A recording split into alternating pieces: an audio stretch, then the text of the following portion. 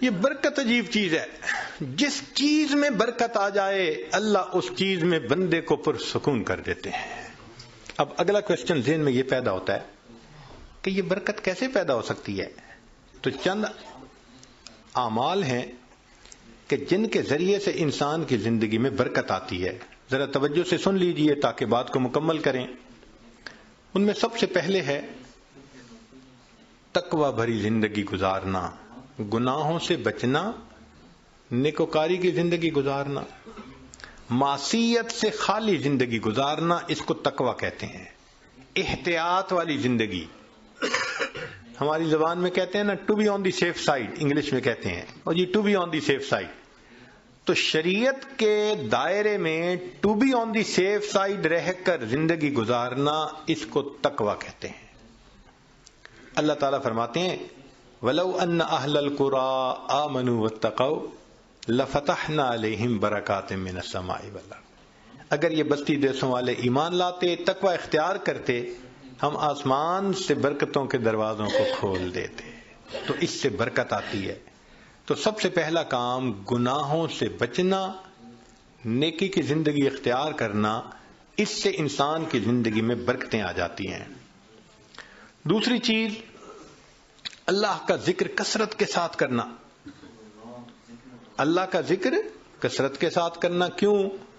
اللہ کی ذات بھی برکت والی اور اللہ کا نام بھی برکت والا. دلیل قرآن عظیم الشان میں سے اللہ تعالیٰ فرماتے ہیں تبارک الذی بیدہ الملک، برکت والی ہے وہ ذات جس کے ہاتھ میں ہے ملک. تو ذات بھی برکت والی ہوئی. اور پھر فرمایا تبارک اسم ربک، برکت والا نام ہے تیرے رب کا. تو ذات بھی برکت والی اور اس کا نام بھی برکت والا. اس لیے ہمیں چاہیے کہ ایک تو اللہ کا ذکر کثرت سے کریں تاکہ زندگی میں برکت آئے، اور دوسرا یہ کہ ہر اچھے کام کی ابتدا بسم اللہ سے کریں. بعض مفسرین نے لکھا ہے کہ اسم جو لفظ ہے نا، اس کے کئی معنی ہیں عربوں میں. ایک اس کا معنی ہے نام، تو بسم اللہ کا معنی بنے گا اللہ کے نام کے ساتھ. اب یہ ترجمہ اکثر ہم پڑھتے بھی ہیں اور جانتے بھی ہیں. لیکن اسم کا ایک اور بھی معنی ہے عربوں میں، وہ ہے برکت. تو اگر وہ معنی لیں تو بسم اللہ کا ترجمہ بنے گا اللہ کی برکت کے ساتھ. اور اب مجھے یاد آتا ہے کہ ہماری نانی دادی جو بوڑھی عورتیں تھیں نا، وہ اٹھتے بیٹھتے اللہ دی برکت نال، اللہ دی برکت نال، یعنی کسی نے ان کو بسم اللہ کا ترجمہ سکھایا تھا. تو اٹھتے بیٹھتے اللہ کی برکت کے نال، ساتھ یہ کہتے اللہ کی برکت. تو بسم اللہ کو کثرت سے پڑھنا. گاڑی کا دروازہ کھولیں تو بسم اللہ پڑھ کے، چابی لگائیں تو بسم اللہ پڑھ کے، سٹارٹ کریں بسم اللہ پڑھ کے. کوئی بھی اچھا کام بسم اللہ پڑھتے رہیں. جس کام پر بسم اللہ پڑھیں گے اللہ اس کام میں برکتیں داخل کر دیں گے. ایک حدیث پاک میں ہے کہ میرا نام برکت والا ہے اور جس کام میں میرے نام کو پڑھا جائے گا میں اس کام میں برکتوں کو شامل فرما دوں گا. تو بسم اللہ ہم اپنی زندگیوں میں نہیں پڑھتے زیادہ. آپ غور کریں، ہماری کوتاہی ہے. ہماری کوتاہی ہے کہ ہم اس کی برکت سے فائدہ نہیں. ہمیں نہ تعویذوں والوں کے پیچھے بھاگنا پڑے گا، نہ عملیات والوں کے پیچھے بھاگنا پڑے گا، نہ کسی اور کے پیچھے جانا پڑے گا. ایک بسم اللہ کی اپنی زندگی میں کثرت شروع کر دیں، اللہ تعالی ہر چیز میں برکتیں عطا فرما دیں گے. آپ اس کو تجربہ کر کے دیکھیے. سبحان اللہ، کیا برکتوں کا سمندر ہمارے پاس ہے اور ہم ادھر ادھر بھاگے پھر رہے ہوتے ہیں. یہ تو ایسا ہی ہوا کہ انسان دریا کے کنارے ہو اور پیاسا مر رہا ہو. تو ایک تقوی سے برکت آتی ہے اور دوسری اللہ کے ذکر سے، اللہ کے نام سے. بسم اللہ کو مختلف اوقات میں کاموں سے پہلے پڑھنے سے انسان کے عملوں میں، کاموں میں برکت آ جاتی ہے. اور تیسری چیز کہ انسان کی دعا، اس سے بھی زندگی میں برکت آ جاتی ہے. دعا سے برکت، جی خود دعا کریں، ماں باپ سے دعا کروائیں، پیر استاد سے دعا کروائیں، دعائیں لیں، دیکھیں برکتیں کیسے آتی ہیں۔ ایک ہوتا ہے دعا کروانا اور ایک ہوتا ہے دعا لینا، ان میں فرق ہے۔ آج ہم سب لوگ دعائیں کرواتے پھرتے ہیں، اور دعائیں لینا یہ ہوتا ہے کہ انسان اتنا اچھا بنے، نیک بنے کہ اس کا چہرہ دیکھ کے ماں باپ کے دل سے دعا نکلے، پیر استاد کے دل سے دعا نکلے، دوست کے دل سے دعا نکلے، یہ ہوتا ہے دعائیں لینا۔ بیوی بچوں کے دل سے دعا نکلے۔ کیا ہم ایسے ہیں کہ ہمیں دیکھ کے کسی کے دل سے دعا نکلے؟ ہوک تو نکلتی ہوگی جو ہم ستاتے ہیں بیوی کو یا ستاتے ہیں بچوں کو یا اپنے ساتھیوں کو، تو ہمیں دیکھ کے لوگوں کے دل سے ہوک تو نکلتی ہوگی کہ اس نے ہمارے ساتھ کتنا برا کیا۔ کاش کہ ہم دعائیں لینے والے بنتے ہیں۔ دعا سے برکت، ذرا سنیے۔ ابو ہریرہ رضی اللہ عنہ نبی علیہ السلام کی خدمت میں حاضر ہوئے۔ اے اللہ کے حبیب صلی اللہ علیہ وسلم، میں باتیں آپ کی سنتا ہوں بھول جاتا ہوں۔ تو نبی علیہ السلام نے دعا دی، ایسی دعا ملی کہ فرماتے ہیں اس کے بعد میں بات سنتا تھا، مجھے بات بھولتی ہی نہیں تھی۔ انس رضی اللہ عنہ نے نبی علیہ السلام کی خدمت کی 10 سال۔ نبی علیہ السلام نے ایک مرتبہ دعا دے دی، اے اللہ اس کے رزق میں، عمر میں، اولاد میں برکت عطا فرما دے۔ فرماتے ہیں اللہ نے میرے رزق میں اتنی برکت دی کہ لوگوں کے پھلوں کا باغ تھا تو سال میں ایک مرتبہ پھل دیتا تھا، اور میرا پھلوں کا باغ سال میں 2 مرتبہ پھل دیتا تھا۔ اور فرماتے ہیں کہ اتنی میری آمدنی تھی کہ میں لکڑی کاٹنے والے کلہاڑے سے سونے کی ڈلیوں کو توڑا کرتا تھا۔ ذرا غور کیجئے، لکڑی کاٹنے والے کلہاڑے سے سونے کی ڈلی کو توڑا، تو وہ ڈلی کتنی ہوتی ہوگی؟ تولوں میں تو نہیں نہ ہوگی، تو کلوز میں ہی لگتا ہوگی کہ جو لکڑی کاٹنے والے کلہاڑے سے توڑتے تھے۔ اتنا سونا اللہ نے دیا، مال اتنا دیا، برکت اللہ نے۔ فرماتے ہیں کہ اولاد میں اللہ نے اتنی برکت دی کہ 100 سے زیادہ پوتے پوتیاں نواسے نواسیاں میں نے اپنی آنکھوں سے دیکھے۔ 100 سے زیادہ۔ اللہ اکبر کبیر، اللہ نے برکت دے دی۔ ایسی برکت تھی ان کے رزق میں کہ ایک صحابی ان کے گھر آئے۔ میں یہ بات سنا کے ذرا آگے بات پڑھاتا ہوں۔ ایک صحابی ان کے گھر آئے، کھانا کھایا تو انس رضی اللہ عنہ نے اپنی باندی سے کہا کہ بھئی تولیہ لاؤ، ہاتھ ان کے دھلائے ہیں تو وہ پوچھ لیں۔ وہ تولیہ لائی تو تولیہ میلا تھا، تو انس رضی اللہ عنہ نے ڈانٹا، دیکھ نہیں رہی تم اتنا میلا تولیہ لے کے آئی؟ وہ کہنے لگی بس تھوڑی دیر، جیسے ہم کہتے ہیں نا ویٹ اے منٹ۔ اس نے بھی کہا جی ویٹ اے منٹ، میں آتی ہوں۔ اور وہ سیدھا گئی، اور آگ جل رہی تھی، اس نے جا کے تولیہ اندر ڈال دیا۔ اب مہمان حیران ہے کہ تولیہ آگ میں ڈال دیا۔ تھوڑی دیر کے بعد اس نے تولیہ نکال دیا، صاف شفاف تولیہ، اور وہ لے کے آئی اور کہ پلیز پلیز ہاتھ آپ اپنے جو ہے نا اس سے صاف کر لیں۔ وہ کہتے ہیں گرم گرم تولیے، صاف ستھرا، میں نے اس سے ہاتھ تو خشک کر لیے۔ میں نے انس رضی اللہ عنہ کی طرف دیکھا تو پوچھا یہ کیا معاملہ ہے؟ تو انس رضی اللہ عنہ مسکرائے، کہنے لگے اصل میں میرے پاس ایک مرتبہ اللہ کے حبیب صلی اللہ علیہ وسلم تشریف لائے تھے، میں نے آپ کو کھانا کھلایا تھا اور ان کو ہاتھ خشک کرنے کے لیے تولیہ دیا تھا۔ جب سے اس تولیے کو میرے آقا صلی اللہ علیہ وسلم نے چھوا ہے، آگ اس کو اب جلانے سے باز آ گئی ہے۔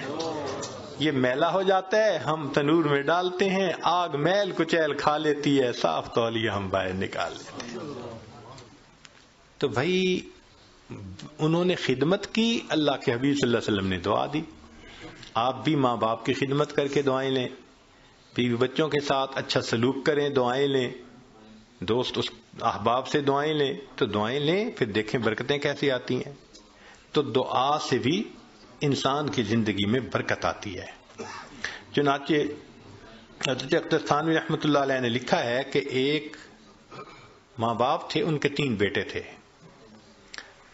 تو جب جائیداد تقسیم ہونے کا وقت آیا تو ایک بھائی جو سب سے چھوٹا تھا نا، وہ کہنے لگا کہ بھائی تم دونوں ساری زمین پیسہ لے لو، والدین کی خدمت مجھے دے دو۔ وہ بڑے خوش ہو گئے کہ چلو بھائی ساری جائیداد ہم مل گئی اور یہ کرے خدمت۔ اس نے خدمت کی۔ اب اس کے والد اس کو ایک نصیحت کیا کرتے تھے کہ بیٹا بس جس چیز میں برکت نہ ہو وہ نہ لینا، ہمیشہ وہ چیز لینا جو برکت والی ہو۔ بہت کہتے رہتے تھے۔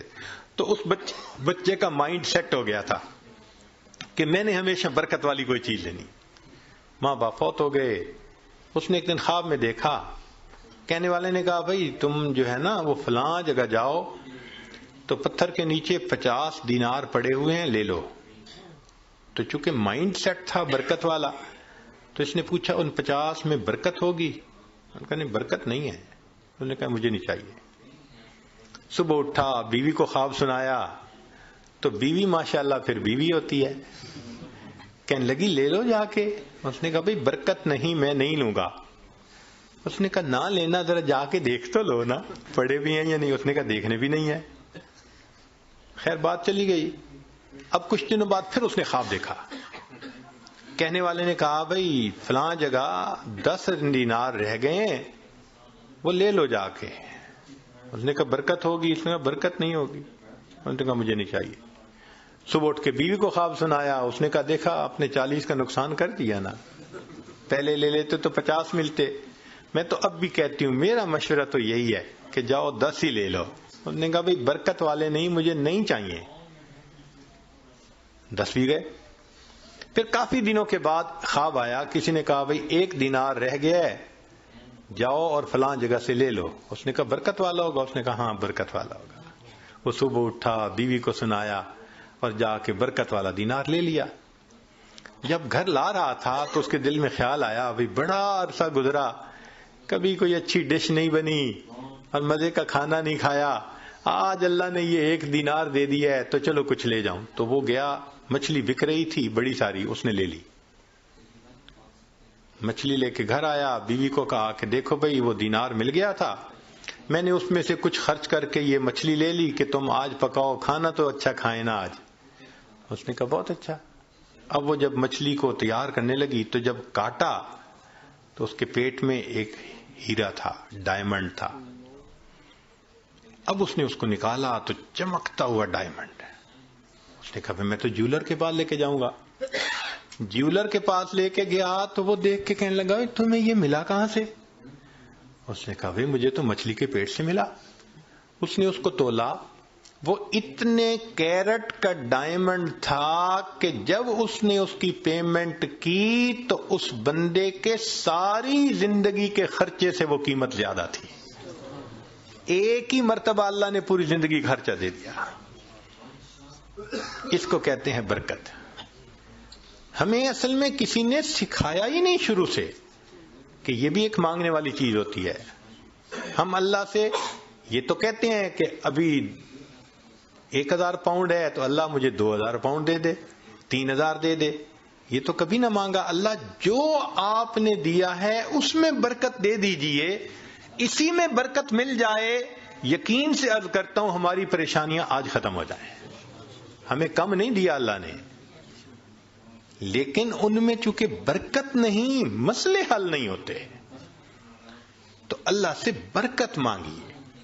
تو وہ برکت ملتی ہے تقوی سے، وہ برکت ملتی ہے بسم اللہ کے پڑھنے سے، اللہ کا ذکر کرنے سے، دعا سے، ماں باپ کی دعائیں لینے سے، اور وہ برکت ملتی ہے قرآن مجید کی تلاوت کرنے سے۔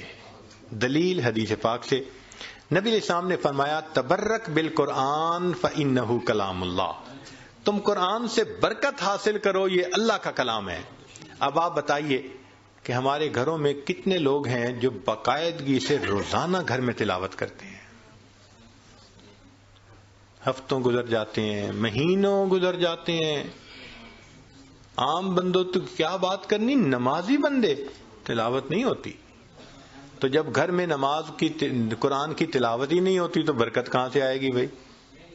تو اس کی روزانہ گھر میں تلاوت، بھلے سورہ یاسین پڑھ لیں، سورہ الرحمن پڑھ لیں، آخری 10 سورتیں پڑھ لیں، مگر بس آج ایک کمٹمنٹ کر لیں دل میں، ہمارے گھر میں ڈیلی قرآن مجید کی تلاوت لازمی ہے. جس طرح گھر میں کھانا روز پکتا ہے نا،